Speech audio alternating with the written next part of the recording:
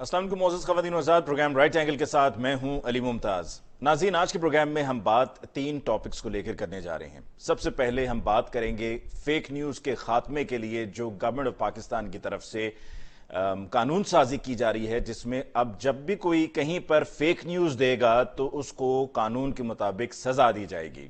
Fake news کا یہ معاملہ ابھی سے نہیں، گزشتہ 3 سال سے ڈسکس ہو رہا ہے، اور شاید اس سے بھی پہلے سے، اور یہ مسئلہ بھی 3 سال نہیں بلکہ اس سے بھی پہلے کا ہے کہ جس کا جو جی چاہتا ہے آ کر سوشل میڈیا پر تحریر کر دیتا ہے یا ویڈیو بنا دیتا ہے، اور اس ویڈیو کو بنانے سے پہلے تحقیق بھی نہیں کی جاتی، اور اس ویڈیو کو تحقیق تو تب کی جائے اگر آپ صحیح نیوز دینے کی خواہش رکھتے ہوں۔ اس تحریر کو یا اس ویڈیو کو اس لیے سوشل میڈیا پہ ڈال دیا جاتا تھا بہت سے لوگوں کی طرف سے، تاکہ جو اپوزنگ پارٹی ہے یا جن کے خلاف وہ نیوز جاتی ہے اس کو ملائن کیا جا سکے۔ مادر پدر آزاد تھے، سب تو بے لگام تھے، اور اس پر چیکس اینڈ بیلنسز بالکل بھی نہیں تھے، اور یہ ایک بہت بڑا مسئلہ تھا جو کئی فورمز پہ پہلے ڈسکس ہو چکا تھا۔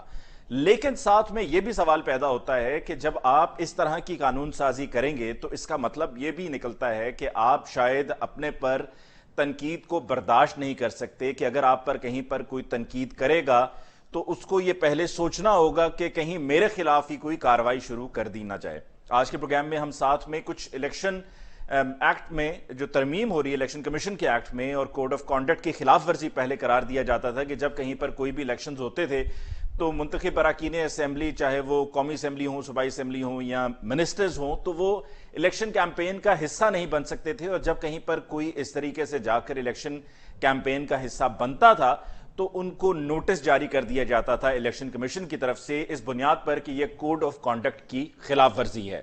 اور پروگرام میں آگے بڑھتے ہوئے ہم مہنگائی کے، جس پر کوئی دوسری رائے نہیں ہے، پرائم منسٹر صاحب خود بھی کہتے ہیں کہ مہنگائی بہت زیادہ ہے، لیکن اس سب کے باوجود شوکت ترین صاحب کا یہ کہنا ہے کہ پاکستان مہنگائی میں 139ویں نمبر پہ ہے، یعنی کہ جو سٹینڈرڈ آف لیونگ ہے ہماری پوزیشن بہتر ہے، اور 138 ایسے ممالک ہیں کہ جہاں پر ہمارے ملک سے زیادہ مہنگائی ہے، وہاں پر سٹینڈرڈ آف لیونگ ہمارے ہاں زیادہ بہتر ہے، وہاں پر قدرے کم ہے۔ آج کے پروگرام میں ڈسکشن کے لیے ہمارے معزز مہمانوں کا تعارف، ہمیں جوائن کیا سینئر صحافی اور تجزیہ کار سلمان عابد صاحب نے۔ سلمان صاحب کا بہت بہت شکریہ کہ آپ نے ہمیں جوائن کیا سینئر تجزیہ کار بریگیڈیئر ریٹائرڈ فاروق حمید صاحب نے۔ فاروق حمید صاحب، آپ کو بھی بہت بہت شکریہ for joining us in the show tonight. اور ہمیں جوائن کیا سینئر صحافی اور تجزیہ کار صابر شاہ صاحب نے۔ صابر شاہ صاحب، آپ کو بھی بہت بہت شکریہ کہ آپ نے آج کے پروگرام کے لیے وقت نکالا۔ سب سے پہلے سلمان عابد صاحب، آپ کی طرف آتے ہیں۔ فیک نیوز یقیناً ایک بہت بڑا مسئلہ تھا، اور اس کو کاؤنٹر کرنے کے لیے بہت پہلے سے کہا جا رہا تھا کہ اس کو کاؤنٹر کیا جانا چاہیے۔ بہت سی فیک آئی ڈیز ہیں جس کے جو جی میں آتا ہے کہہ دیتا ہے، اور اب یہ قانون سازی ہے، تو کیا آپ اس کی حمایت میں ہیں یا آپ اس کی مخالفت میں ہیں؟ دیکھیں، پہلی بات تو یہ ہمیں سمجھنی پڑے گی، چاہے وہ فیک نیوز ہو، پروپیگنڈا بیسڈ ہو، کانشیسلی چیزوں کو پروپیگیٹ کرنا ہو، نیگیٹیوٹی کو کرنا ہو، اداروں کو بنیاد بنا کے یا افراد کی ذاتی کردار کشی کرنی ہو، یہ معاملہ محض اب سوشل میڈیا تک محدود نہیں رہا۔ انفارچونیٹلی ہم دیکھ رہے ہیں کہ ہمارا الیکٹرانک میڈیا اور ہمارا پرنٹ میڈیا میں بھی اس میں کافی ریفلیکشن نظر آ رہی ہیں، اور میں آپ کو گن کے بتا سکتا ہوں بہت سے ایسے اینکرز اور ایسے تجزیہ نگار جن کی خبریں جو ہیں وہ خبر سے زیادہ ایک خواہش کی بنیاد پر پروپیگنڈے کی بیس پہ ہوئیں، اور پھر وہ بعد میں باؤنس بھی ہوئیں۔ لیکن بدقسمتی ہماری یہ ہے کہ ہمارے میڈیا انسٹیٹیوشن کے اندر اور جو ہماری میڈیا ایسوسییشنز ہیں، انہوں نے کوئی انٹرنل اکاؤنٹیبلٹی کا سسٹم کوئی رکھا نہیں ہے۔ اگرچہ وہ کاغذوں میں ہوگا، لیکن عملی طور پہ ہم نے نہیں دیکھا کہ کبھی کسی ادارے نے کسی کو اکاؤنٹیبل کیا ہو کسی فیک نیوز کے اوپر، اور نہ اس کی کوئی معذرت بھی کی جاتی ہے۔ ایک بات یہ ہے، تو اس لیے یہ ایشو تو بہت سینسیٹیو ہے، اور خاص طور پہ سوشل میڈیا تو اس معاملے میں بالکل بے لگام ہو گیا تھا۔ اس لیے میں یہ سمجھتا ہوں کہ قانون سازی تو ہونی چاہیے تھی، اس میں کوئی بات نہیں۔ میں ہمیشہ سے کہتا رہا ہوں کہ اگر میڈیا کے انٹرنل لوگ خود اپنی پالیسی بنا لیں اور اس کی نگرانی کریں اور اس کو اکاؤنٹیبل کریں تو یہ سب سے آئیڈیل سچویشن ہوتی ہے۔ لیکن جب یہ کچھ نہیں ہو رہا تھا اور میڈیا کے لوگ بھی اس کے اوپر کوئی بات نہیں کر رہے تھے، اور اس ساری چیزوں کو اظہار کے ساتھ دیکھا جا رہا تھا، تو پھر یقینی طور پہ حکومت کو کوئی نہ کوئی تو قانون سازی کرنی تھی۔ اب صرف مسئلہ یہ ہے کہ آپ قانون سازی کریں گے تو کیا آپ قانون سازی کسی پہ مسلط کر دیں گے، یا آپ تمام سٹیک ہولڈر کو آن بورڈ لیں گے؟ آپ کو یاد ہوگا فواد چودھری صاحب نے، وزیر اطلاعات نے، اور فاروق حبیب جو وزیر مملکت ہیں، انہوں نے باقاعدہ اخباری ایسوسی ایشنز کے ساتھ اے پی این ایس اور سی پی این ای کے لوگوں کے ساتھ ملاقاتیں کی تھیں اور ان کے ساتھ یہ رکھا تھا کہ آپ بھی ہمیں کوئی متبادل تجاویز دیں. تو مشاورت کا ایک عمل تو جاری تھا, لیکن اب یہ لگ رہا ہے جس طرح سے اپوزیشن جماعتوں نے سٹانس لیا ہے کہ جی ہمیں اعتماد میں نہیں لیا گیا, تو یقینی طور پہ پارلیمنٹ کو اور ارکان قومی اسمبلی کو اور ساتھ ساتھ اپوزیشن جماعتوں کو اعتماد میں لینا چاہیے, اور ان کے پاس بھی اگر کوئی متبادل تجویز ہے تو وہ ضرور سامنے آئے, لیکن کہیں نہ کہیں تو آپ کو ریڈ لائن جو ہے نا وہ ڈرا کرنی پڑے گی ان لوگوں کے خلاف جو بنیادی طور پہ جرنلزم کے اندر رہتے ہوئے اور یہاں پر ٹی وی کے اندر اینکر یا تجزیہ نگاری کرتے ہوئے ایسی خبروں کو بنیاد بناتے ہیں جو حقائق سے زیادہ پروپیگنڈا کیمپین کا حصہ ہوتا ہے. You've been in the business for a long time. کوئی خبر باؤنس بھی تو کر سکتی ہے. دیکھیے خبر کا باؤنس ہونا کوئی بڑی مسئلہ نہیں ہے, کتنے بھی رپورٹرز ہوں گے وہ کئی خبریں دیتے ہیں لیکن وہ باؤنس ہو جاتی ہیں. لیکن سوال یہ ہے کہ جب آپ ایک کانشیس ایفرٹ کے ساتھ کسی جماعت کو خوش رکھنے کے لیے, کسی ادارے کو خوش رکھنے کے لیے ایک پروپیگنڈا کیمپین چلاتے ہیں, اب میں جانا نہیں چاہتا, ان لوگوں کے نام نہیں لینا چاہتا جنہوں نے وہ چیزیں کی تھیں, اگر خبر باؤنس ہو جائے وہ ایک اور چیز ہے, لیکن اگر آپ میڈیا کے اندر ایک خاص ایجنڈے کے ساتھ آ کے چیزوں کو آپریٹ کرتے ہیں تو وہ سوال تو ہوگا. اب آپ دیکھیے نا ہمارے اداروں کے اوپر بھی کچھ اس قسم کی تنقید کی گئی, جوڈیشری نے اس کے اوپر نوٹس لیا کہ جناب جس قسم کی تنقید میڈیا کے اندر ہو رہی ہے, اور ابھی یہ جو حالیہ ایپیسوڈ ہوا ہے جس میں ہم نے انڈیویجول لوگوں کو ٹارگٹ کیا ہے اور ان کی کردار کشی کی ہے, تو میں یہ سمجھتا ہوں دیکھیے کوئی چیز بھی جب آپ کریں گے آزادی اظہار ہوتی ہے, آزادی اظہار پہ کسی قسم کی قدغن نہیں لگنی چاہیے, لیکن ایک بات یاد رکھیے کہ آزادی اظہار میں اور ذمہ دارانہ رویے میں, ذمہ دارانہ طرز عمل میں ایک فرق ہوتا ہے, ایک چھوٹی سی لائن ہوتی ہے, ڈیڈ لائن, جس کو ہمیں ڈرا کرنا پڑتا ہے, جس کو ہمیں دیکھنا پڑتا ہے, ریاستی انٹرسٹ کو بھی دیکھنا پڑتا ہے, ملک کے انٹرسٹ کو بھی دیکھنا پڑتا ہے. ابھی آپ دیکھیے یہ جو فیک نیوز, یہ جو ایف اے ٹی ایف کے حوالے سے پچھلے دنوں ہمارے میڈیا کے اندر بے شمار پروپیگنڈا ہوا, اور ہم نے کس کو تقویت دی؟ ہم نے انڈین نیریٹو کو تقویت دی نا. تو میں یہ سمجھتا ہوں کہ اس کے اوپر ابھی بھی حکومت کو چاہیے کہ وہ جو قانون سازی کرنا چاہ رہی ہے یقینی طور پہ پارلیمنٹ کو بھی اعتماد ملے, اپوزیشن جماعتوں کو بھی اعتماد ملے, لیکن یہ قانون سازی اب ناگزیر ہو چکی ہے. جس قسم کا میڈیا ایکسپینڈ ہوا ہے اس میں کہیں نہ کہیں تو اکاؤنٹیبلٹی کا پروسیس ضروری ہے. ٹھیک, بریگیڈیئر ریٹائرڈ فاروق حمید صاحب آپ کی طرف آتے ہیں. کچھ لوگوں کی نظر میں یہ ڈریکونین لاز ہیں, کیا آپ اس سے ایگری کرتے ہیں؟ بسم اللہ الرحمن الرحیم, بہت شکریہ. دیکھیں یہ جو میں سمجھتا ہوں کہ جو کہ نان پروفیشنل لوگ ہیں اور جو خاص ایجنڈے کے تحت پرنٹ میڈیا میں ہیں, الیکٹرانک میڈیا میں ہیں, تو وہ اپنے ایجنڈے کو آگے فردر کرنے کے لیے پھر ان چیزوں کا سہارا لیتے ہیں کہ فریڈم آف ایکسپریشن جو ہے دیکھیں جی اس پہ قدغن لگائی جا رہی ہے, دیکھیں جناب ڈریکونین لاز ہیں, اور یہ پہلے بھی ہوتے تھے, جنرل ایوب خان کے دور سے یہ لاز چل رہے ہیں. حالانکہ میں سمجھتا ہوں کوئی بھی صحیح معنوں میں ٹرولی پروفیشنل جرنلسٹ جو کہ اپنے جرنلزم کے پروفیشن کو ذمہ داری کے ساتھ اور سیریسلی لیتے ہیں اور اس کو ایک قسم کا عبادت سمجھ کے کرتے ہیں کہ جناب یہ ہماری کمٹمنٹ ہے, تو وہ کبھی فیک نیوز اور اس طرح کی چیز کی طرف نہیں جائیں گے. ہمیشہ ہر نیوز کو وہ ویریفائی کریں گے اور پھر اس کے بعد جو ہے وہ ریلیز کریں گے, چاہے الیکٹرانک میڈیا ہو چاہے پرنٹ میڈیا. لیکن میں یہ دیکھ رہا ہوں کہ یہ بات صحیح ہے کہ یہ جو فیک نیوز والا ایلیمنٹ ہے یہ پچھلے 3 سال میں آیا. انفارچونیٹلی پرابلم یہ ہے کہ ہمارے میڈیا جو ہے they're very heavily politicized now. ہمارے میڈیا گروپس جو ہیں ان میں وہ پولیٹیکل سائڈ لیتے ہیں, پولیٹیکل افیلیشن ہو گئی ہیں, میں نام تو نہیں لیتا ہوں کسی کا, لیکن اٹ از آل نون. ہمارے اینکرز کچھ ہیں ان کی پولیٹیکل افیلیشن ہے, پھر یہاں پہ میڈیا گروپس کے آپس میں رائیولری جو ہوتی ہے, تو یہاں اور پھر زیادہ جو ہے میں دیکھ رہا ہوں یہ سوشل میڈیا میں جو ہے اس کو استعمال کیا جا رہا ہے کہ کیسے دیکھ رہا بنی گالے کے بارے میں کتنی فیک نیوز آتی ہیں اور بڑے تکلیف ہوتی ہے. فاروق حمید صاحب قدر کلامی لی معذرت, لیکن unfortunately the government that is passing these laws they've been a part of it. انہوں نے اس طرح کی چیز کو فروغ دی ہے. They've had their set of people supporting them, they've had their set of media supporting them, اور inclined ہی completely اس طرف ہیں. نہیں, میں وہی تو کہہ رہا ہوں نا, یہ غلطی ہمارے سیاستدانوں کی ہے, پولیٹیکل پارٹیز کی. انہوں نے میڈیا کو اتنا پولیٹیسائز کر دیا, اور پھر اس کے بعد ایک اور فیکٹر آ گیا. پہلے اٹ واز ویری ریئر کہ ہمارے کوئی سینئر میڈیا پرسن ہوتے تھے. کوئی اب تو یہ کہ کوئی سینیٹر بنتا ہے, کوئی ایم این اے بنتا ہے, کوئی ایم پی ہے, کنہیں کو عہدہ دیا جاتا ہے پارٹیز کے اندر, اور وہ جا کے پھر ٹاپ پولیٹیشین کی اسپیچ رائٹر بھی بن گئے. سو اتنا وہ کانفلکٹ آف انٹرسٹ آ گیا ہے, اتنے وہ اپنا ویسٹڈ انٹرسٹ آ گیا ہے کہ اب انفارچونیٹلی کچھ لوگ ہیں, سارے لوگ نہیں ہیں, کچھ ابھی بھی انہوں نے اپنا جو کردار ہے اس میں کوئی اس میں چینج نہیں لے کے آئے ہیں, ابھی بھی وہ قائم ہیں آن گڈ جرنلزم. میں تو خیر am not a professional journalist, میں تو آپ لوگوں کی بات کروں, آپ سب لوگوں نے میس کمیونیکیشن کیا ہوا, اور جو نئی جنریشن اب آ رہی ہے, نئی جنریشن جو پچھلے 10 سال سے آ رہی ہے, میں دیکھ رہا ہوں ان میں یہ فیک میڈیا ایسی چیزیں نہیں ہیں, کیونکہ they have gone through that process of mass communication, چاہے بیچلر ڈگری ہو, ایم فل ہو, اور وہ میں سمجھتا ہوں وہ ڈیریل نہیں ہو, وہ پٹری سے نہیں اترے.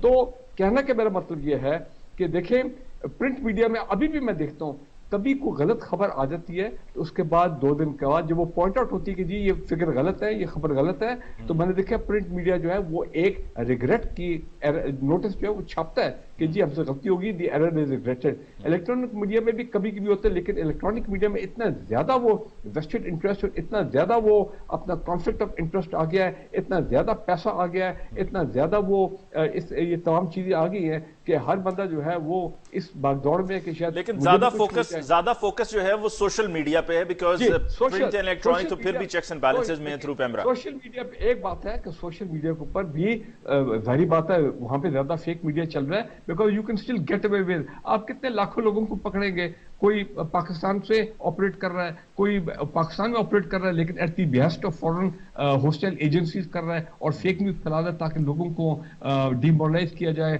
اداروں کو ٹارگٹ کیا جائے, حکومت کو ٹارگٹ کیا جائے. سو دیرفور یہ سوشل میڈیا میں ٹرینڈ جو ہے زیادہ ہے, کیونکہ وہاں پہ عام آدمی جو ہے اس کی انگریس بھی ہوگی ہے. اب کس کس کو پی ٹی اے پکڑے گا, کس کس کو سائبر کرائم والے پکڑیں گے, کر تو رہے, کوشش تو وہ کر رہے. سو لہٰذا یہ ایک پرابلم ہے بہت بڑا. صابر شاہ صاحب آپ کی طرف آتے ہیں, آپ اس لا کو آپ کس نظر سے دیکھتے ہیں؟ کیا آپ سمجھتے ہیں یہ وقت کی ضرورت تھی اور بہت اچھا فیصلہ ہے جو گورنمنٹ نے کیا ہے؟ دیکھیے علی ممتاز صاحب, فیک نیوز واقعی دنیا بھر میں بہت بڑا مسئلہ ہے, اور بڑی مہارت کے ساتھ اور بڑے وثوق کے ساتھ یہ سوشل میڈیا پر زیادہ تر چلتی.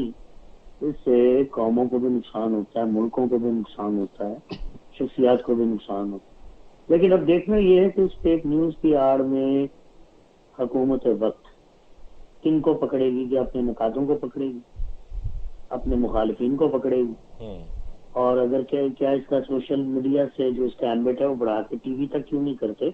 اگر ٹی وی تک کریں تو دیکھیں نا, حکمران جماعت کی میں بات کرتا ہوں, اس پہ ذمہ داری. دیکھیں اس میں مجھے لگتا ہے کہ اس میں ٹی وی بھی شامل ہے. اس کی وجہ یہ ہے کہ یہ پیکا پاکستان الیکٹرانک کرائمز ایکٹ ہے یہ, تو اس میں الیکٹرانک میڈیا بھی آئے گا.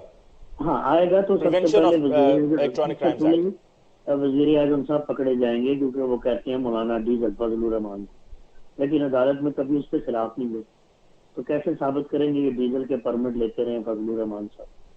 پھر وزیر اعظم صاحب کہتے رہے 35 پنکچر لگائے نظم سیٹھی میں. بھائی بالکل ٹھیک ہے لگائے ہوں گے, لیکن آپ نے بعد میں کہہ دیا میں نے تو ویسے ہی سنا بات. اچھا اس کے بعد پھر حکومت وقت کے یہ جو میں دیکھ رہا ہوں کچھ فوج ظفر موج ہے, ان کے اسپوکس پرسن کی, ان کی زبان انتہائی گندی ہے. اگر پکڑنے کے ہیں تو روزانہ ایک کے اوپر آپ ایک آدمی پکڑ سکتے ہیں. لیکن پھر وہی بات, کس کو پکڑنا ہے؟ نقادوں کو پکڑنا ہے یا اپنوں کو بھی پکڑنا ہے؟ اگر آپ اپنوں کو نہیں پکڑیں گے تو شور مچ جائے گا. ویسے میرا خیال ہے کہ عقل مندی کو یہ ہونی چاہیے کہ سپریم کورٹ میں جایا جائے اور اس کو اسٹرائک ڈاؤن کروایا جائے. حالانکہ میں یہ سمجھتا ہوں کہ 30 سے 40% سوشل میڈیا یوزر پرٹیکولرلی, اور 25-30% یہ جو آپ کے ٹی وی اینکر ہیں, بی اور سی اور ڈی گریڈ اینکر, جن میں خبریں پڑھنے والے بھی اینکر بنے ہوئے ہیں نا, تو انہیں پتہ ہی نہیں کہ سچ کیا ہے, خبر کیا ہے, انہیں پتہ نہیں سینسیشنلزم اور ٹروتھ میں کیا فرق ہے, کیا بات کرنی ہے کیا نہیں کرنی. اچھا آپ نے یہ سینسیشنلزم کی بات کی ہے شاہ صاحب, سینسیشنلزم میں اب جس طرح بھی بات کر رہے تھے سلمان عابد صاحب بھی کہ جی ایک فیک نیوز چلا دی جاتی ہے, اس میں ایک مسئلہ یہ بھی ہے کہ ایک دوسرے سے آگے نکلنے کی دوڑ کہ جی سب سے پہلے یہ خبر کس نے چلائی, کس نے نشر کی, اور پھر اس میں وہ ریٹنگز کی دوڑ. تو وہ جو ریٹنگز والا ایشو ہے وہ تو ابھی بھی بدستور ویسے کا ویسا ہے, گورنمنٹ نے اس کو سٹریم لائن نہیں کیا ہے. یار پیسے پوسے بھی لیتے ہیں, یہ فائدے بھی لیتے ہیں.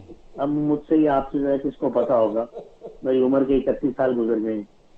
اس گنگا میں سارے حمام میں سب مل گئے. ایسے کسی دن کو میرے سامنے آ گیا تو میں فائدے گنوا دوں گا جو لیے ہوں گے. یہ بچے چھوڑیں, یہ بچے نہیں ہیں, سب کی پولیٹیکل افیلیشن ہیں. نیوٹرل اینکر بیچارے کو تو سننی کوئی نہیں گا, اس کی ٹی آر پی فال کر جائے گی. مالکان کی افیلیشن ہے. یہ میں نے جیسے کہا بی سی اور ڈی گریڈ اینکر ہیں, زیادہ بیڑا گھر کیا ہوا ہے ان کی. یہ تو بالکل پے رول میں. ہاں وہ جو کوئی ایک کیٹیگری کے اینکر ہیں جن کے لیے میں وہ پھر بھی بڑے سیانے ہیں, کو 25% بہترین کانٹینٹ بھی آپ کو دے دیتے ہیں, کوئی نہ کوئی خبر بھی آپ کو دے دیتے ہیں اور اپنا مقصد بھی حل کر دیتے ہیں. تو بڑا بیڑا گھر ہوا ہوا ٹی وی پہ, سوشل میڈیا پہ دیکھیے, فوٹو شاپ کے ذریعے, جعلی ویڈیوز کے ذریعے, جعلی کانٹینٹ کے ذریعے. میں خود ذاتی طور پہ میں نے 2-4 دفعہ دھوکہ کھایا سوشل میڈیا سے, and I believed what ever was there. یہ بڑی خوفناک ٹرینڈ ہے, اور آپ نے دیکھا ہے کہ بہت سارے ٹیلی ویژن اینکرز نے بغیر تحقیق سے ایسی ویڈیوز یا ایسے بیانات ٹویٹ کیا ری ٹویٹ کیا. ہاں اس کی وجہ میں دیکھو ٹریننگ نہیں, مقصد یہ نیت کی گیم. جیسے میں نے کہا میں خبریں پڑھ کے اینکر بن جاؤں تو اینکر تو نہیں نہ بن سکتا. میں تو خبریں پڑھنے آیا, نہ میں نے رپورٹنگ کی سڑک کے اوپر, نہ میں نے فیکٹس کو رپورٹ کیا, نہ میں نے کبھی مزہ لیا اگر میری خبر ہٹ ہو جائے, نہ میری کبھی شامت آئی اگر میری خبر باؤنس ہو جائے. میں نے لوگوں کی نوکریاں بھی جاتی دیکھی ہیں خبر باؤنس ہونے پہ, اور بڑی بڑی جھڑکیاں بھی پڑتی دیکھی ہیں اخبارات کے اندر خبر باؤنس ہونے کی. تو یقیناً اکاؤنٹیبلٹی کا بہت زیادہ فقدان ہے ٹیلی ویژن کے لیول پہ. سوشل میڈیا میں ٹویٹر بھی ہے, فیس بک بھی ہے, یہ ساری چیزیں میرا نہیں خیال یہ پکڑ سکیں گے. بہت سارے لوگ باہر کے ملکوں کی آئی ڈیز بنا کے یا باہر کے ملکوں سے آپریٹ بلکہ ایک صاحب ایسے بھی ہیں شاہ صاحب, آپ تو جانتے ہی ہوں گے انہیں, جو پاکستان سے باہر یورپ میں بیٹھے ہوئے ہیں اور وہ اپنے پاس سے چیزیں کریٹ کر کر کے پاکستان کو بدنام کرنے پر تھورے ہوئے ہوتے ہیں. اب یہ جس طرح سینئر نیوز پروڈیوسر تھے سما نیوز کے اطہر متین, ان کا جو واقعہ ہے, جو ان کو وہاں پر ڈکیتی کی واردات تھی اور وہ انہوں نے ڈکیتوں کو آ کے گاڑی ہٹ کی, موٹر بائک پہ وہ تھے, یہ اپنی گاڑی میں تھے, اس پر بھی جو انہوں نے رنگ پیش کیا, مطلب آئی واز شاکڈ کہ کوئی کیسے اس طریقے سے بھی کر سکتا ہے کہ انہوں نے رنگ ہی اس کو اور دے دیا. انہوں نے کہہ دیا جی یہ اطہر متین خود ڈاکو تھے. نہیں, اطہر متین بالکل ڈاکو نہیں تھے.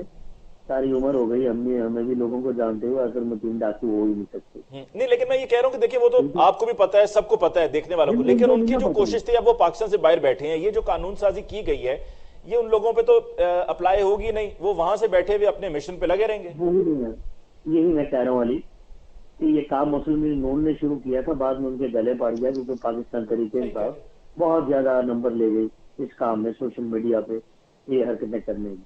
اچھا, دوسری بات میں آپ سے کرنا چاہتا ہوں کیونکہ ساری باتیں تو ہو چکی ہیں.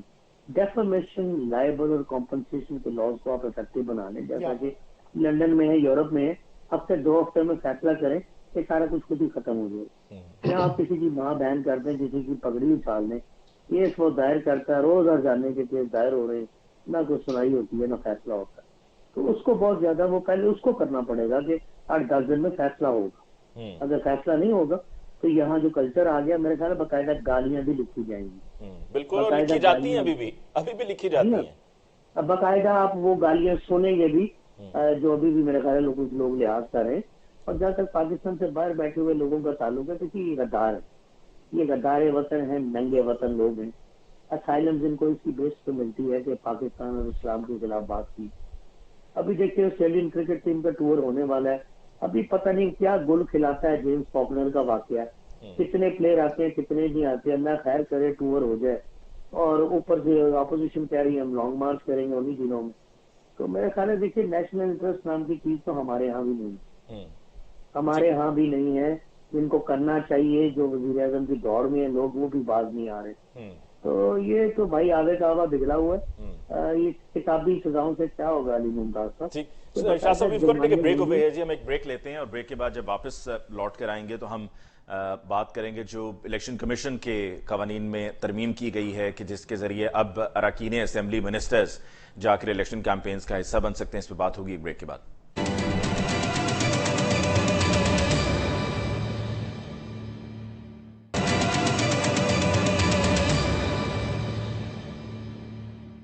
ویلکم بیک آفٹر بریک جی. ڈسکشن کو آگے بڑھاتے ہوئے اب الیکشن کمیشن کا جو کوڈ آف کانڈکٹ کی پہلے خلاف ورزی ہوا کرتی تھی کہ جب بھی کوئی member national assembly, provincial assembly, minister کوئی جا کر الیکشن کیمپین کا حصہ بنتا تھا, لیکن اب یہ قانون سازی کے مطابق جا کر کہیں پہ بھی کوئی الیکشن کیمپین ہو رہی ہو تو وہ پارٹیسپیٹ کر سکیں گے. سلمان عابد صاحب, یہ کیا ایک اچھا فیصلہ ہے یا ابھی صرف یہ اپنی ضرورت کے مطابق اپنی ضرورت کو پورا کرنے کے لیے یہ قانون سازی کر دی گئی ہے, لیکن یہ قانون سازی کرنے والے کو بعد میں احساس ہوگا کہ انہوں نے غلط کیا, یہ خود کے لیے بھی مسئلہ کھڑا کر دیا؟ دیکھیے, پاکستان کی ساری سیاسی جماعتیں جو پارلیمانی سیاست کا حصہ ہے اس حصے کو تنقید کا نشانہ بناتی رہی ہیں الیکشن کمیشن کے فیصلے کو.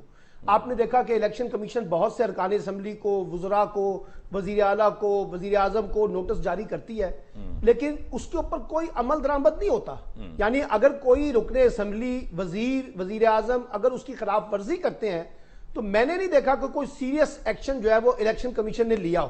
لیکن نوٹس پہ نوٹس بلاول بھٹو کو بھی ملیں گے، عمران خان کو بھی ملیں گے، شہباز شریف کو بھی ملیں گے، تمام سیاسی جماعتوں کو، مولانا فضل الرحمان کو ملیں گے، وزراء کو ملیں گے. ایک بات اب سوال یہ ہے کہ یہ جو حضرات ہیں، جو ہمارے سیاسی لوگ ہیں، ان کو آپ الیکٹوریل پولیٹکس سے کیسے آئسولیٹ کر سکتے ہیں؟ ایک بات تو یہ ہے. اچھا، اس میں یہ اس حد تک تو بات ہو سکتی ہے کہ آپ وزیروں کو اور وزیر اعظم کو اور وزیر اعلیٰ کو پابند کریں اور ارکان اسمبلی کو تو آزاد کریں کہ وہ اپنے اپنے حلقوں کے اندر اگر الیکشن ہو رہے ہیں اس میں پارٹیسپیٹ کریں. اور اگر آپ نے وزیر اعظم کو، وزیر اعلیٰ کو اور وزراء کو بھی اجازت دینی ہے تو کم از کم یہ جو ڈیولپمنٹ فنڈ اناؤنس کیے جاتے ہیں اس کے اوپر تو میں بالکل اتفاق کرتا ہوں کہ ڈیورنگ دا الیکشن کیمپین یہ کام نہیں ہونا چاہیے جب الیکشن شیڈول وہ تو باز نہیں آئیں گے نا سلمان لیکن سوال یہی ہے نا، میں یہ کہہ رہا ہوں کہ پہلی بات ہے کہ پابندی تو مجھے کبھی سمجھ نہیں آئی. اس پابندی کا کوئی مقصد نہیں تھا، یہ پابندی ہونی نہیں چاہیے. جس پہ پابندی ہونی چاہیے تھی وہ بنیادی طور پہ وہ ڈیولپمنٹ فنڈ تھے. اگر آپ ڈیولپمنٹ فنڈ اناؤنس کرتے ہیں تو پھر میں سمجھتا ہوں کہ یہ زیادتی ہے کہ آپ during the election campaign fund جاری کر کے نہ اس کے اوپر اثر انداز ہونے کی کوشش کرتے ہیں، یا کوئی وزیر اپنے بطور وزیر اختیارات استعمال کر کے الیکٹوریل پولیٹکس میں اثر انداز ہونے کی کوشش کرتا ہے. یہ تو ایک الگ چیز ہے. لیکن اب سوال یہ ہے کہ اس پہ تو ساری سیاسی جماعتیں متفق تھیں یہ قانون غلط تھا، اور الیکشن کمیشن نے سیاسی جماعتوں کی مشاورت کے بغیر، یہ نہیں کہ سیاسی جماعتوں نے اس کے اوپر انڈورس کیا ہو کہ آپ یہ قانون بنا لیں، آپ ایک بڑے میجر سٹیک ہولڈر کو آن بورڈ لیے بغیر اس کے اوپر آپ نے قانون بنایا ہوا تھا، اور اس کے اوپر کوئی عمل درآمد بھی نہیں کر رہا تھا، اور باقاعدہ اس کے اوپر عمل درآمد نہ کرنے کی صورت میں کوئی جواب دہی بھی اس طرح سے نہیں ہو رہی تھی. تو میرا خیال ہے کہ اگر حکومت نے یہ پیش کیا ہے، مجھے نہیں لگتا ذاتی طور پہ کوئی سیاسی جماعت اس کے اوپر تنقید کرے گی، کیونکہ سب سیاسی جماعتیں اس کے اوپر اثر انداز ہوتی ہیں. ان کو لگتا ہے کہ یہ ہمارے اوپر جو ہے نا لٹکتی تلوار ہوتی ہے، ہم الیکشن کیمپین کے اندر جا نہیں سکتے، ہمیں جانا چاہیے. آپ کو لگتا ہے کہ یہ بلدیاتی انتخابات سے پہلے یہ اس لیے کیا جا رہا ہے تاکہ بلدیاتی انتخابات میں؟ لازمی بات ہے، حکومت نے اپنا انٹرسٹ دیکھا ہوگا، لیکن میں پھر کہہ رہا ہوں کہ اس کے اندر یہ شک ہونی چاہیے کہ ڈیورنگ دا الیکشن کیمپین، یعنی جب الیکشن شیڈول آ جاتا ہے، کسی کو یہ اختیار نہیں ہونا چاہیے، وزیر کو یا وزیر اعظم کو یا وزیر اعلیٰ کو، کہ وہ وہاں جا کر ڈیولپمنٹ فنڈ اناؤنس کرے. اس کی پابندی ہونی چاہیے. جلسہ کرنے کی، جلسے میں پارٹیسپیٹ کرنے کی، تقریر کرنے کی اجازت ضرور ہونی چاہیے. ٹھیک ہے فاروق امید صاحب، آپ کی نظر میں کیا یہ قانون سازی ٹھیک ہے یا اس قانون سازی سے زیادہ ضروری تھا کہ الیکشن کمیشن کو مستحکم کیا جائے؟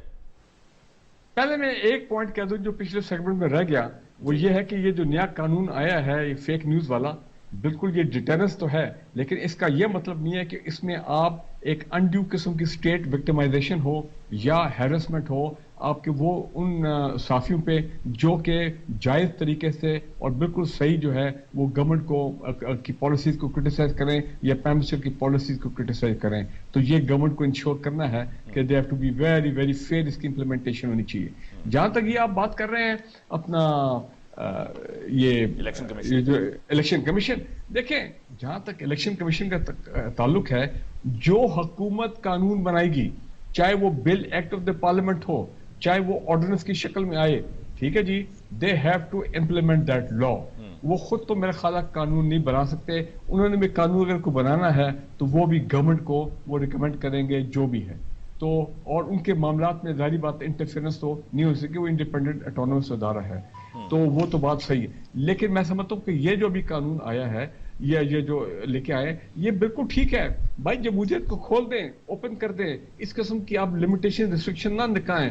اور یقیناً میں تو سمجھتا ہوں کہ this is the beginning of the election campaign for all political parties for the 2023 election سے پہلے ظاہری بات ہے لوکل گورنمنٹ الیکشن. لیکن ایک بڑی انٹرسٹنگ بات سلمان آپ نے کر دی، ڈیولپ فنڈ. اور بھائی سلمان بھائی، ڈیولپمنٹ فنڈ جو ہے یہی تو موج میلے کا ٹائم ہوتا ہے، لاسٹ 1 ایئر جو ہوتے ہیں، جس میں جب یہ آپ الیکشن کیمپین کر رہے ہوتے ہیں اور جا رہے ہوتے ہیں اور لوگوں نے پتا ہے کہ اب ہم نے پھر دوبارہ اپنی کانسٹیٹوئنسی میں ووٹ کے لیے جانا ہے، تو ڈیولپمنٹ فنڈز ہوں گے تو جناب کچھ اسکیمیں بھی چلے آن گراؤنڈ شروع ہو جائیں گی. لیکن پھر وہ پیسہ کدھر سے آئے گا؟ وہ میرا آپ کا پیسہ تھی تو انہوں نے آگے الیکشن لڑنے ہیں. میں کھل کے بات کر رہا ہوں. ڈیولپمنٹ فنڈ مجھے یاد ہے یہ فرسٹ ٹائم آیا تھا، تعمیر وطن پروگرام ایسا کوئی تھا، یہ जनरल जिया ने शुरू किया था ब्रिगेडियर साहब, जनरल जिया के दौर में, और जब वो प्राइम मिनिस्टर थे वो सिंध के, मैं उनका भी नाम भूल रहा हूँ, बड़े ही मोहतरम शख्सियत मोहम्मद खान जुनेजो साहब, जुनेजो साहब, उनकी गवर्नमेंट मुझे याद है उस वक्त। लेकिन ये हमारे पॉलिटिकल कल्चर का हिस्सा है, ये हमारी जमहूरियत का हिस्सा है। डेवलपमेंट फंड्स के अभी प्राइम मिनिस्टर ने क्या कहा, जब वो पीछे लाहौर आए 3 दिन पहले, तो उनकी जो मुलाकातें हुई हैं तो एमएनए एमपीज ने कहा जी किधर लाओ जी हमारे डेवलपमेंट फंड। तो देखें, this is also a bargaining tool, this is used as a bargaining tool. नहीं, लेकिन डेवलपमेंट फंड्स तो ठीक है फारूक हमीद साहब, इट्स अंडरस्टैंडेबल कि वो तो डेवलपमेंट फंड्स तो अगर आपको नहीं मिलेंगे तो आप क्या काम कराएंगे। लेकिन सलमान साहब का ये कहना था कि जो अनाउंस किया जाता है इलेक्शन कैंपेन में जाके, नहीं वो आपकी बात सही है, वो ठीक है, मैं मानता हूं। लेकिन मैं उसका फिर एक और पॉजिटिव एंगल ये है कि भाई अगर इस बहाने अगर इलेक्शन कैंपेनिंग में उस डिस्ट्रिक्ट को, उस तहसील को अगर कुछ 2-4 प्रोजेक्ट्स मिल जाते हैं, 2-4 सड़कें मिल जाती हैं और सही मानों में वो इंप्लीमेंट भी हो जाती हैं, तो नॉट अ बैड आइडिया, ये उसका एक पॉजिटिव पॉइंट है। लेकिन मैं ये समझता हूं कि डेवलपमेंट फंड ज्यादातर होते हैं फॉर स्किमिंग, ये खाओ पियो का पीने का ये मामला होता है, और ये अब हमारी it is part of political culture, इसको अब हमारे खून में आ गया भाई, इसको आप निकाल नहीं सकते। ठीक, साबिर शाह साहब, what's your take on it? देखिए अली मुमताज साहब, पिछले 36 साल में मैंने हिसाब लगाया कि अरबों खरबों रुपए के डेवलपमेंट फंड जारी हो चुके हैं। इनमें से आधे भी ईमानदारी से लग जाते तो सड़क, अस्पताल, डिस्पेंसरी, थाना, ये हमारे मसाइल ना रहते, नाली शाली होगी। सारे जेबों में जाते हैं, सारे मिले हुए एक पार्टी से दूसरी पार्टी में आते हैं, उनको वेलकम किया जाता है इलेक्टेबल्स के नाम पे। ये कुछ भी नहीं होगा। इलेक्शन कमीशन ने बहुत ज्यादा बेईमानियां की हैं माजी में, टुथलेस बॉडी है, मेंबर बनने के लिए लॉबिंग करते हैं, चमचागिरी करते हैं, फिर आ जाते हैं। और जब ईमानदारी से कोई फैसला करने लगे, और अगर अली अमीन गंडापुर के भाई को वो कहें कि ये इलेक्शन लड़ने का अहल नहीं, तो फिर जो बड़ी अदालतें हैं आपकी, अदालत उज़्मा, अदालत आलिया, वो फैसला इलेक्शन कमीशन के खिलाफ दे देती है। तो बेसिकली हमने तो खुद मजाक बनाया हुआ अपने सिस्टम का। इलेक्शन कमीशन का सिस्टम जो है वो बिल्कुल कोऑर्डिनेट होना चाहिए प्रॉपरली अदालतों के साथ, जो कि नहीं है। सो इनका किया हुआ फैसला इसलिए उस पर अमल दरामद नहीं होता। यहाँ एक इंडियन इलेक्शन कमिश्नर थे कुरैशी साहब, मुसलमान थे, आज से 8-10-12 साल पहले उन्होंने बड़ी खूबसूरत बुनियाद रखी। इंडिया में देखिए 92 करोड़ से ज्यादा एलिजिबल वोटर है और तकरीबन 70 करोड़ के करीब लोग वोट डालते हैं। आपने बहुत कम सुना होगा कि हारने वाली पार्टी ने कह दिया होकर धांधली होगी। कांग्रेस बीजेपी को गले लगाती है जब वो जीतती है, वाइस वर्सा। वहां उनके पास इख्तियार ये है कि चीफ सेक्रेटरी से लेके मेंबर असेंबली से लेके किसी भी शख्स को पुलिस या एडमिनिस्ट्रेशन के वो नौकरी से भी निकाल सकते हैं, सस्पेंड भी कर सकते हैं और उनका कैरियर भी तबाह कर सकते हैं। तो यहाँ क्या ये पावर्स हैं हमारे इलेक्शन कमिश्नर के पास? यहाँ तो इलेक्शन कमिश्नर जो है, किसी की कहीं रिश्तेदारी होती है, किसी की कहीं रिश्तेदारी होती है, एक्सपीडियंसी का मसला है, लाखों रुपए तनख्वाहें होती हैं, करोड़ों रुपए के फवायद होते हैं, हर आदमी अंदर से डरा होता है। जो ही मैं सीट से उतरा मेरी इंक्वायरी शुरू हो गई। So your support is for this new law के जो अमेंडमेंट्स कर रहे हैं आप इसके हक में हैं? For me this is a Fars mayor I wash, it will not make any difference at all, it will not make any difference at all. लेकिन पहले फिर भी जरा थोड़ा सा एहतियात की जाती थी शाह साहब, नहीं जाया करते थे, या फिर जिस तरह एजेके में चले गए, या फिर जिस तरह अब देखें सियालकोट का जब इलेक्शन हुआ डस्का का, तो उस वक्त उस्मान डार साहब ने अपना जो उनका ओहदा था उस ओहदे से उन्होंने इस्तीफा दिया था ताकि इलेक्शन कैंपेन को वो रन कर सकें। देखिए ये अभी अली मेन गुंडापुर के 2-3 वाकयात हैं, एक मैं मिसाल दे रहा हूँ और मैं सिंगल आउट उनको नहीं कर रहा।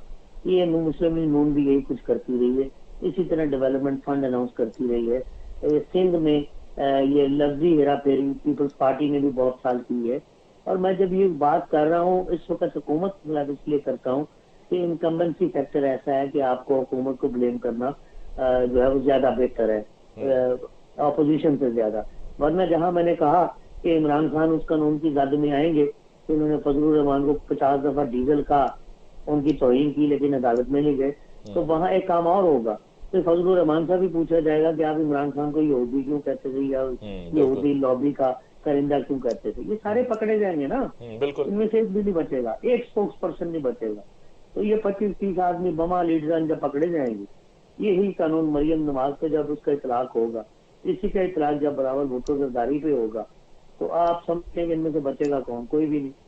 تو اسی وجہ سے ابھی آپ جب یہ پیکا کی بات کر رہے تھے، prevention of electronic crimes act, تو آپ کہہ رہے تھے کہ یہ سپریم کورٹ میں اس کو لے کر جایا جائے گا اور وہاں پہ یہ ڈراپ ہو جائے گا. میں نے یہ نہیں کہا لے کر جایا جائے گا، میرا خیال ہے کہ لے کے چلے جائیں، اس کو ڈراپ کروا لیں، اسٹرائک ڈاؤن کروائیں. اس طرح نہ کریں انلیس کہ حکومت گارنٹی دے کہ اس کے اسپوکس پرسن، اس کے وزیر اعظم، اس کے وزراء اعلیٰ، اس کے گورنر بھی آئندہ کوئی ایسی زبان استعمال نہیں کریں گے مخالفین کے خلاف. This is close to impossible. آپ بھی جانتے ہیں شاہ صاحب، this is close to impossible. This is what I am seeing, it is a I want. لیکن علی ممتاز، میرا خیال ہے کہ یہ جو قانون ہے، اب جس طرح کی گالی گلوچ نیشنل اسمبلی کی فلور پہ ہوتا ہے، یہ اس طرح کے قانون ان لوگوں کے خلاف نہیں ہے. یہ قانون ہے بیسکلی فار دا میڈیا، چاہے وہ یہ صرف ہمارے لیے ہے کہ ہم نہ کریں، وہ جو مرضی کریں.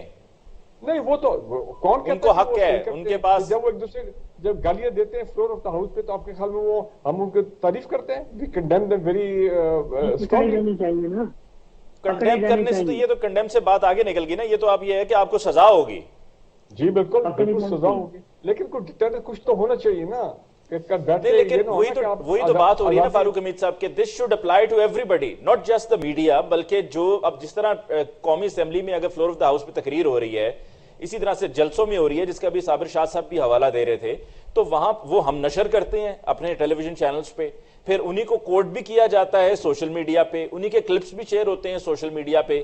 تو اگر کچھ ویسے میڈیا پہ کوئی اینالسٹ، کوئی اینکر، کوئی چینل جو ہے وہ فیک نیوز یا ایسی خبر چلاتا ہے جو کہ بعد میں پتہ چلتا ہے کہ وہ ٹھیک نہیں تھی اور وہ رد ہو جاتی ہے، پتہ چل جاتا ہے کہ باؤنس ہو گئی ہے، یا پھر کوئی ایسا جملہ استعمال ہو جاتا ہے یا کسی کو کوٹ کر دیا جاتا ہے کسی کے کہے ہوئے جملے کو، تو یہاں تو پکڑ ہے، وہاں کوئی پکڑ نہیں ہے. نہیں دیکھیں، اب آپ جلسے جلوسوں میں تو یہ چیزیں نہیں کر سکتے نا. وہاں پہ تو اوپن ہوتا ہے، ہر قسم کے نعرے لگتے ہیں، عام آدمی بھی وہاں پہ ہوتے ہیں، تو وہاں پہ آپ کس کو، وہ تو پریکٹیکل چیز نہیں. یہاں تو ایوری بڈی از نامینیٹڈ، ایوری بڈی از ریکگنائزڈ، میڈیا میں سب کا پتہ ہے یہ کون ہے، یہ کون نہیں ہے. تو لہٰذا جو لیڈرشپ تقریریں کرتی ہے، لیڈرشپ جو تقریریں کرتی ہے جلسوں میں، میرا خیال ہے جیسے جاوید لطیف صاحب نے اپنے رویے پہ معذرت کی ہے نا، جو انہوں نے ماضی میں پارلیمنٹ کے اندر مراد سعید صاحب اور ان کی بہنوں کے بارے میں جو گفتگو کی تھی، کل انہوں نے باقاعدہ اس کی فارملی معذرت کی اور انہوں نے کہا میرے بیٹوں کی طرح ہے، میری بیٹیوں کی طرح ہے، مجھے اس وقت بھی ندامت تھی اور آج بھی ندامت ہے. تو یہ بات آپ کی ٹھیک ہے علی ممتاز صاحب کہ پولیٹیشینز کا بھی کوئی کوڈ آف کنڈکٹ ہونا چاہیے نا. یہ تو بے لگام نہیں ہو سکتے کہ چاہے وہ پارلیمنٹ کے اندر ہو، جلسوں کے اندر ہو، ٹی وی ٹاک شو کے اندر ہو، اور جو جتنی کردار کشی کسی کے خلاف کر سکتا ہے، جان بوجھ کر اس کو پروپیگنڈا کر سکتا ہے، اس کی اجازت اس کو ہونی چاہیے. اور یہ صرف میڈیا پہ کیوں؟ میں یہاں پر ایک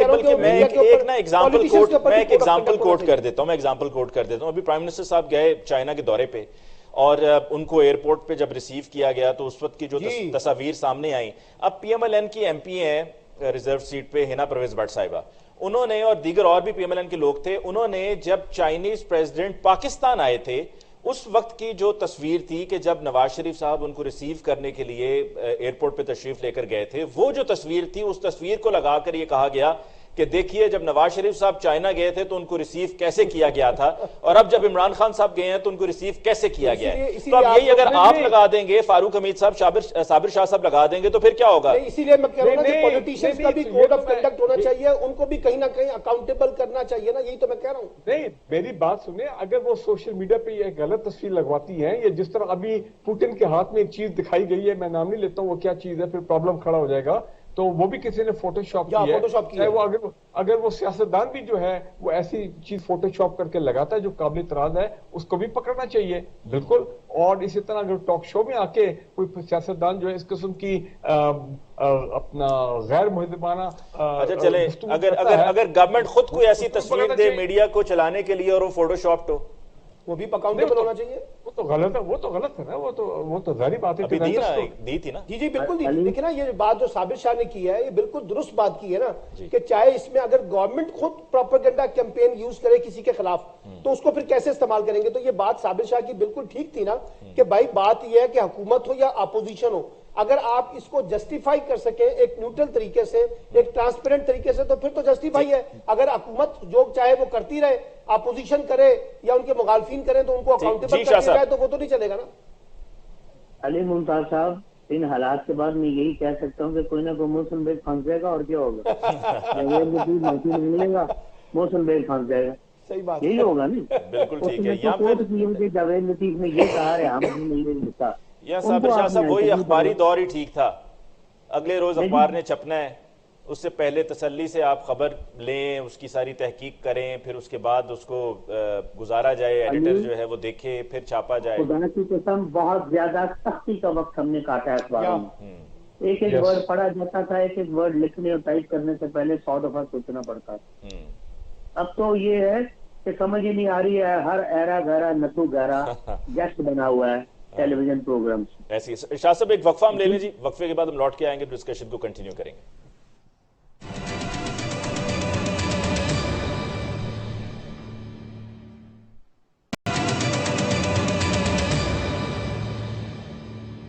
بریک کے بعد جی ایک دفعہ پھر آپ کی خدمت میں حاضر. سلمان صاحب, پروگرام کا یہ تیسرا اور آخری حصہ, وقت کم ہے, سو I'll just put one question to all three of you. شوکت ترین صاحب نے جو یہ ٹویٹ بھی کی ہے اور انہوں نے یہ انفارمیشن شیئر کی ہے کہ جی پاکستان میں مہنگائی کم ہے, ہم 139ویں نمبر پہ ہیں اور 138 ایسے ممالک ہیں جن میں ہم سے زیادہ ہے, سو ہم بڑی کمفرٹیبل پوزیشن میں ہیں. دیکھیے آپ کو یاد ہوگا یہ جو مائکرو اور میکرو اکنامکس کے فرق ہمیں بہت سے ایکسپرٹس بتاتے تھے نا, تب بھی ہم اس کے اوپر کہتے تھے کہ یہ اعداد و شمار کا کھیل ہے, لیکن جو نیچے امپیکٹ ہے نا وہ بالکل ڈیفرنٹ ہے. اب شوکت ترین صاحب کی میں بات سے اتفاق بھی کر لوں, لیکن سوال یہ ہے کہ جو پرسپشن ہے اس وقت مہنگائی کا عام آدمی کے اندر, وہ تو بہت خوفناک ہے نا. اس کو یہ پتا ہے, اس کو کیا پتا ٹیکنیکلٹی کیا ہے, کہ کیا ٹیکسز لگ رہے ہیں, کیا دنیا میں ریٹ چل رہا ہے, کیا فلاں ہو رہا ہے, کون کس ریٹنگ میں آ رہا ہے. یہ عام آدمی کا مسئلہ نہیں ہے. عام آدمی تو یہ دیکھتا ہے کہ میری آمدن کتنی ہے اور اس کے اگینسٹ میں جو میں خرچہ کر رہا ہوں وہ کتنا بڑھ گیا ہے.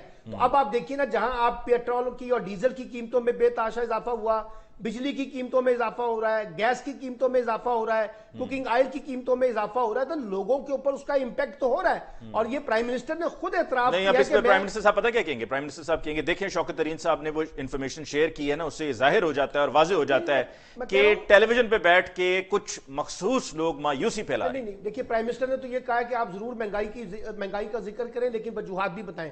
لیکن میں یہ سمجھ رہا ہوں کہ دیکھیے حکومت جو ہوتی ہے نا وہ صرف وجوہات تک محدود نہیں رہتی, وہ ان وجوہات کا مقابلہ کر کے چیزوں کو ریزالو کرتی ہے اور لوگوں کو زیادہ سے زیادہ بینیفٹ دیتی ہے. انفارچونیٹلی ابھی بھی ہمارے سامنے اس وقت جو سب سے بڑا اس حکومت کا چیلنج ہے وہ معاشی بدحالی کا معاملہ ہے, بے روزگاری کا معاملہ ہے, مہنگائی کا معاملہ ہے. یہاں جب تک عام آدمی کو ریلیف نہیں جائے گا, آپ نے صحت کارڈ دے دیا, آپ نے احساس پروگرام دے دیا, آپ نے فلاں کارڈ کر دیا, آپ نے فلاں کارڈ نکال دیا, لیکن سوال یہ ہے کہ جو مہنگائی ہے اس میں بھی تو کوئی نہ کوئی آپ لوگوں کو ریلیف دیں گے تبھی حکومت کی ساتھ. فاروق امید صاحب, closing comment from you sir. جی دیکھیں, میں یہ سمجھتا ہوں کہ بالکل گورنمنٹ ہے کہ ذمہ داری بنتی ہے کہ وہ لوگوں میں اویئرنیس کریٹ کرے. They are trying to do it, کہ جناب یہ صرف ہماری مجبوری نہیں ہے, یہ مطلب باہر سے سارے معاملات ہیں, پوسٹ کووڈ یہ تمام چیزیں چل رہی ہیں, وہاں تک تو ٹھیک ہے. لیکن پرابلم یہ ہے کہ پاکستان میں جو ایلیٹ ہے نا, وہ ایلیٹ ہی نہیں اس ڈیسیجن میکنگ میں انوالوڈ ہے. میں ایلیٹ کی جب میں بات کرتا ہوں تو میں بات کرتا ہوں ٹیکنوکریٹس کی. آج صبح بھی میں نے ایک بات ٹویٹ کی ہے کہ میرا خیال ہے پرائم منسٹر آف پاکستان کو سوچنا چاہیے. میں بھی کافی عرصے سے دیکھ رہا ہوں کہ یہ اوگرا نیپرا جو ہے, ان کی جو ریکمنڈیشن آتی ہیں ہر 15 دن کے بعد ٹو دا پرائم منسٹر, اور پھر وہ کبھی 50% اس کو کم کر دیتے ہیں پیٹرول کی قیمت یا جو بھی فیول ایڈجسٹمنٹ چارجز, یہ تمام چیزیں.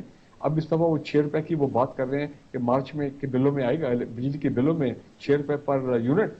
میں سمجھتا ہوں کہ دیر از سم پرابلم. آئی سی کہ یہ اوگرا اور نیپرا جو ہے, اس طرح کے اور جو ادارے ہیں جو کہ پرائم منسٹر آف پاکستان کو انپٹس دے رہے ہیں, اور کیا یہ input I'm sure it must have been scrutinized, لیکن بہت کچھ مافیا جو ہے وہ پینیٹریٹ کر گیا ہمارے نظام میں, ہماری ڈیسیجن میکنگ کے نظام میں مافیا پینیٹریٹ کر گیا. لوگوں کی پولیٹیکل افیلیشن ہے ہماری ڈیسیجن میکنگ اداروں میں. I have a feeling and I recommend کہ پرائم منسٹر کو چاہیے ISI ہو جائے, IB ہو جائے, FII, بھائی ان کو کہیں ذرا دیکھیں تو صحیح کہ یہ جو ان اداروں کی جو ورکنگ ہے کیا اس میں کوئی مافیا کی ریفلیکشن تو نہیں ہے, کہ مافیا کے انپٹ کی پینیٹریشن تو نہیں ہے. یہ چیز دیکھنی چاہیے, کیونکہ دیکھیں وجہ یہ ہے کہ جب اس قسم کی خوفناک چیزیں بڑھائی جاتی ہیں 12 روپے پر لیٹر ان ون گو وغیرہ, تو پبلک ریئیکشن ہوتا ہے اور پبلک ریئیکشن از جسٹیفائڈ. تو ہو بھی سکتا ہے کہ کچھ لوگ یہ کوشش کر رہے ہو کہ اس طریقے سے ملک کو حالات اور انٹرنلی اکنامکلی ڈسٹیبلائز کیا جائے, لوگوں میں اور لوگوں کو ڈیمورلائز کیا جائے, لوگوں کو باہر نکالا جائے گورنمنٹ کے سامنے. تو آئی ڈونٹ لوز اپنا rule out this possibility. Shah صاحب coming to you sir, programme کا ٹائم بڑا کم رہ گیا ہے. شاہ صاحب آپ کی طرف سے کنکلوڈنگ ریمارکس. بس دو بات کہیں گی کہ کارٹلز اور مافیاز کو نہیں پکڑا جا سکتا, وہ چندے بھی اربوں روپے کے دے کے آتے ہیں, انہوں نے پیسے پورے کرنے ہوتے ہیں. دوسری بات ہے فیک نیوز کی بات ہے تو شوکت ترین صاحب بہت لائف پائک آدمی, جان بوجھ کے اگر فیک نیوز چلا رہے ہیں کہ انفلیشن ہماری کام ہے, یہ کیوں نہیں بتا رہے کہ ہمارا G D P per capita بھی بہت ہی زیادہ کم ہے. ہمارے ہاں 1% انفلیشن بڑھتی ہے تو مصیبت پڑ جاتی ہے. انگلینڈ وغیرہ میں اور انگلینڈ بنگلہ دیش میں, ایون سری لنکا میں, انڈیا میں تو G D P per capita بہت زیادہ ہے, تو ان کو تو وہ تو انفلیشن برداشت کر سکتے ہیں ابھی 1 سال, اور ہم نہیں کر سکتے. تو جان بوجھ کے اگر فیک نیوز چلائی جائے تو یہ بھی اس کو بھی فیک نیوز کے زمرے میں آنا چاہیے. اور شوکت ترین صاحب لائف پائک آدمی, آپ کو بتاؤں 29 سال پہلے سٹی بینک میں لاہور کے ایڈ تھے, میں جانتا ہوں. تو جان بوجھ کے اگر وہ ایسا کر رہے ہیں تو یہ فیک نیوز کے زمرے میں کیوں نہیں آئے گا. بالکل صحیح. صابر شاہ صاحب بہت شکریہ آپ کا, آپ نے آج کے پروگرام کے لیے ہمیں جوائن کیا, آپ نے وقت دیا. بریگیڈیئر ریٹائرڈ فاروق حمید صاحب آپ کا بہت بہت شکریہ. سلمان صاحب آپ کا بہت بہت شکریہ. ناظرین اس کے ساتھ ہی آج کے پروگرام کا وقت ختم ہوا چاہتا ہے. مجھے علی ممتاز کو دیجیے اجازت. اللہ نگہبان.